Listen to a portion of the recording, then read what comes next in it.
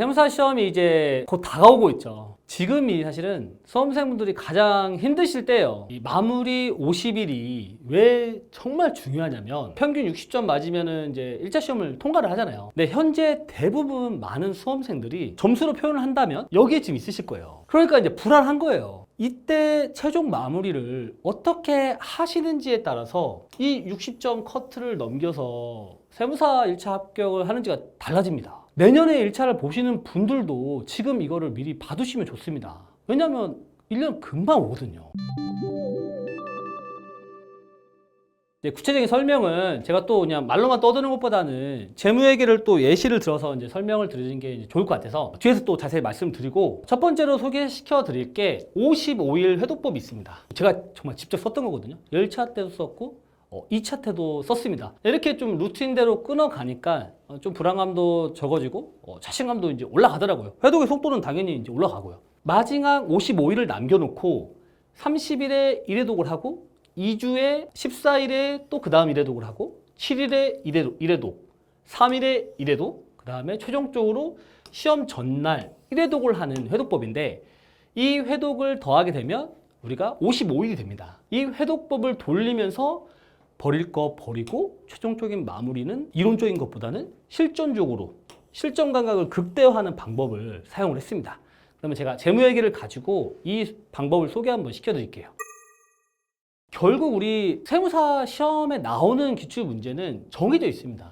이런 식으로 딱 나오는 챕터만 나와요.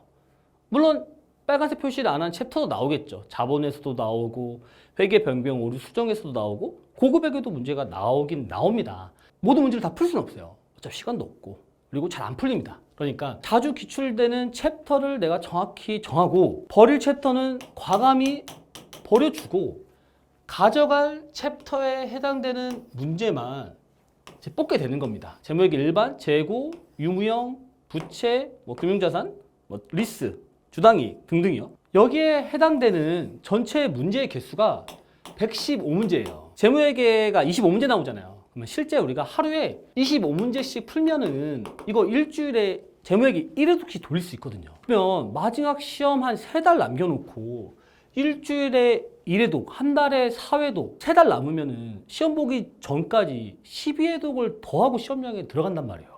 버릴 거 버리고 내가 실제 시험장에서 직접 손으로 자신 있게 정확하게 빠르게 풀 수 있는 문제만 추려서 토 나올 때까지 회독을 돌려주게 된다면 우리 세무사 1차 시험 오히려 떨어지는 게 이상할 수도 있단 말이에요. 이게 비단 재무회계뿐만 아니라 원가도 마찬가지고 다른 과목도 마찬가지예요. 계산 문제는 이런 식으로 원가는 만약에 문제 추리면 115문제가 아니라 원가는 50문제면 돼요.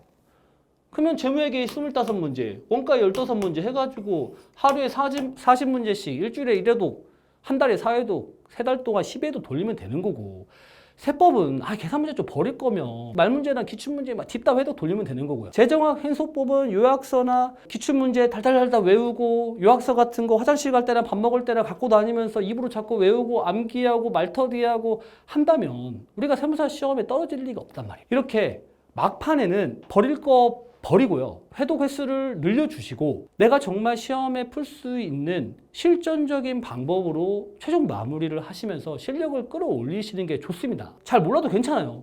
중요한 거는 시험장에 가서 내가 문제를 맞춰내는 게 중요합니다. 결국 가장 중요한 건 시험 당일날에 최상의 컨디션으로 시험장에 들어가는 거예요. 그 컨디션을 위해서 시험 전날과 당일의 어떤 시나리오를 미리 좀 머릿속에 그려 놓으시는 게 좋습니다.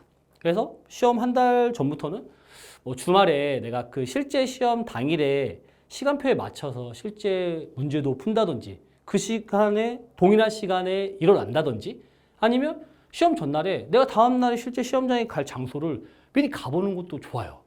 막상 이게 시험 당일날이 되면 생각보다 긴장이 많이 됩니다.